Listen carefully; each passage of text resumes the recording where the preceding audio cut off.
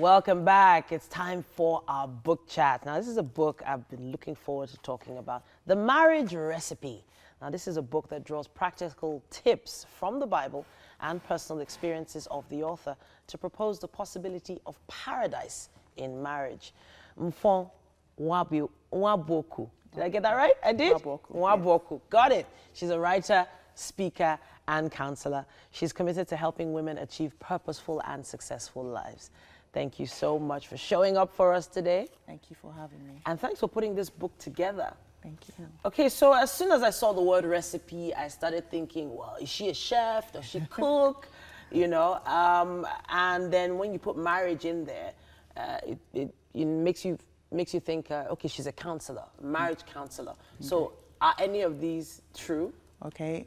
Yes, I am a counselor. Okay. Actually qualified one. Okay. And I cook. And a lot. So I guess that's why it kind of like got married into that. Okay. But I think why I called it a recipe is because recipes are like formulas. Okay. And I have a science background, okay. and I love formulas. Okay. And the reason I love formulas is because it doesn't discriminate. So I could be in Japan, and if I have the same formula with the person in Nigeria or the person in Germany, and we did the same things, we would get the same results. All right. So I believe marriage is like that too. It does have a formula, or as I call it, a recipe. So if everyone does or uses the same ingredients under the same circumstances, you would get the same results. Okay, I like where you added under the same circumstances, yes. Because I've heard many, many times that some things can work for my marriage, it cannot work for other people's marriage, you know, and then you give advice to people and then sometimes they take it and then things go wrong. You know, so it was kind of risky putting together a formula or a recipe for marriage.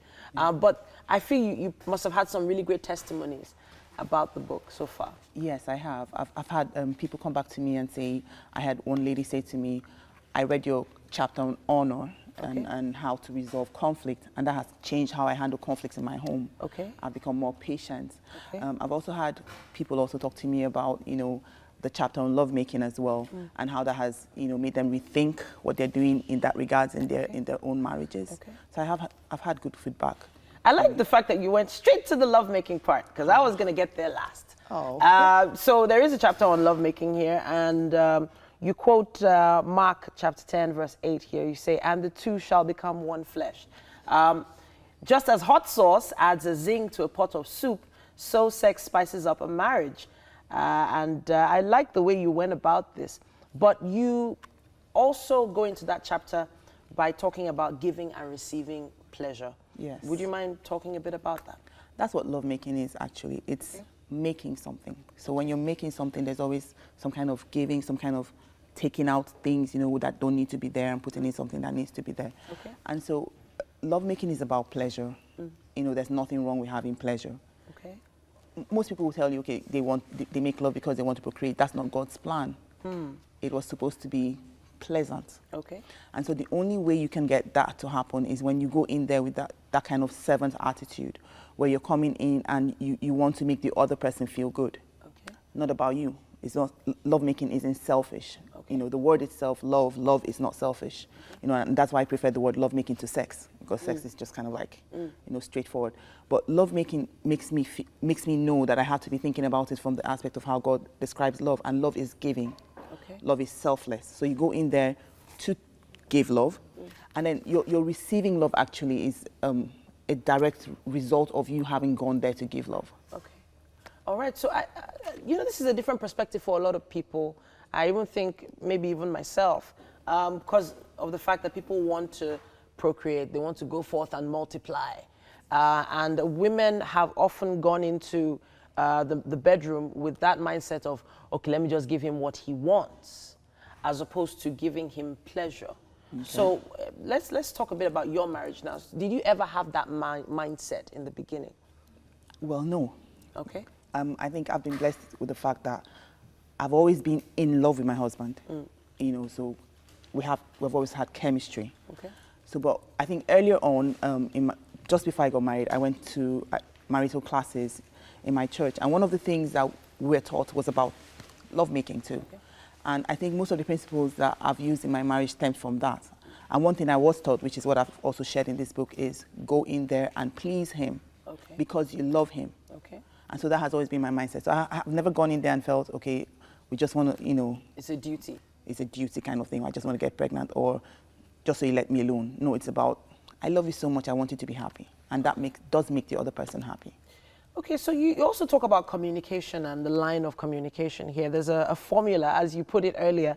Communication equals to clear message plus listening plus feedback. Yes. Can you break that down, please? Okay, so communication, you have something you want to say. You have something you want to share with the other person. Now, the other person has to listen. Okay. That's, as you mean, from the other perspective now, has to listen to be able to get the right message. Okay. What were you really saying? And it is after you've listened, gotten the message, you do have to have a feedback, some kind of response. If there's no response, then communication hasn't actually happened. Because if I'm talking to you, just like what we're doing now, we're communicating, so you're saying something to me, I'm listening, taking time to, you know, understand what you're saying, and then I'm responding to you. That's what communication is. Okay. If any of those steps gets missed, then communication hasn't happened. So both ways, for the husband, for the wife, you need to be sure you know what your message is. And then from the feedback as well, you also know if the message you sent across is the message you wanted to send in the first place. Okay.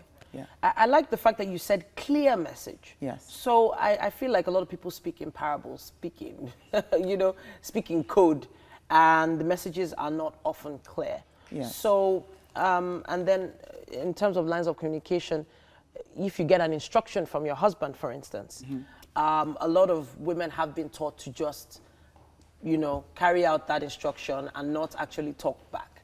Do you think this is healthy? No, I don't. I think if it's an instruction, especially if you don't understand what it is, then ask questions and be sure you know what he's saying. And I don't think in marriage you're supposed to be this silent partner who is you know, put down like a floor mat or something. I'm talking about women now, and that would bring me to something I talked about in my book, which is submission. Some people misinterpret that to mean you have no rights, you have no voice, and that's not true. Okay. Submission is I honor, I acknowledge your role in my life, and I talk about it in the book, and I say it's like an organogram. So in the workplace, you have the MD, you have the managers. Okay. There's some kind of hierarchy, ranking. Not because anybody's inferior to the other, but because there has to be some kind of order. And if there's going to be order, there has to be that kind of, you know, ranking, so to speak. So, no, don't just be, he gives you an instruction, you don't question it. Okay. And especially if it's something that's outside of the will of God, you have the right to say no. I have to say a big thank you to you for coming to the show to explain this to us. There's still so much in this book. You define love here as it is defined in the good book itself. You also talk a lot about communication, lovemaking, and of course, God himself. Yeah. I'm just gonna wrap this up and ask, why is it that God is so important in marriage, as quickly as possible? Because he's the author of it. He's the expert. Okay. It makes sense to go to the expert if you need help or you want to find out how to do anything. I wouldn't take my car to a carpenter. Fantastic. Thank you so much, Mfon, for coming to the studio. The Marriage Recipe is the name of the book. I'm already really interested in going through it cover to cover, and hopefully you will be too. We have Chef Johnson and MM on standby in the kitchen.